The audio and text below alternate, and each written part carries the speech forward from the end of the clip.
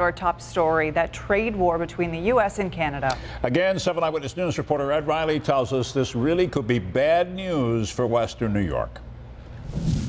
The longer it goes on, the longer it will hurt the relations. It has a negative effect, we've been saying, both in Canada and in the United States. Canadians were very upset when the U.S. imposed tariffs on the import of steel and aluminum at the beginning of June. They see tariffs going on, they see their jobs being diminished. This is hurting everybody in every way, shape, or form. Canada responded on July 1st with new surcharges of its own on American-made steel and several other products. And with a trade war growing, a new concern. A poll shows that Canadians are mad enough that the majority are ready to boycott American products and avoid traveling to the U.S. I wish it weren't the case. I mean, we have always had a great relationship with our friends to the north. Dottie Gallagher is the president of the Buffalo-Niagara Partnership. She is working with the U.S. Chamber of Commerce to voice the partnership's opposition to the tariffs. We are on the direct corridor from Toronto, which is the powerhouse of the Canadian economy.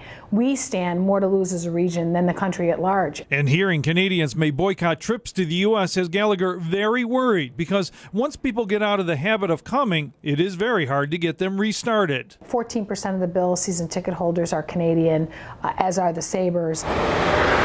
The boycott could also hurt shopping areas like the fashion outlets of Niagara Falls. This area generates the majority of sales tax for Niagara County, money that is shared with all the county's municipalities. Town of Niagara Supervisor Lee Wallace told us Canadian shoppers are just now increasing after issues with the Canadian dollar, and a boycott would be, quote, not good at all. It's always dangerous to disrupt someone's habit. So how much more could the trade war escalate? Well, right now the Canadians are worried that the United States is looking at the idea of putting a tariff on the import of Canadian-made automobiles. In the town of Niagara, Ed Riley, 7 Eyewitness News. Up next.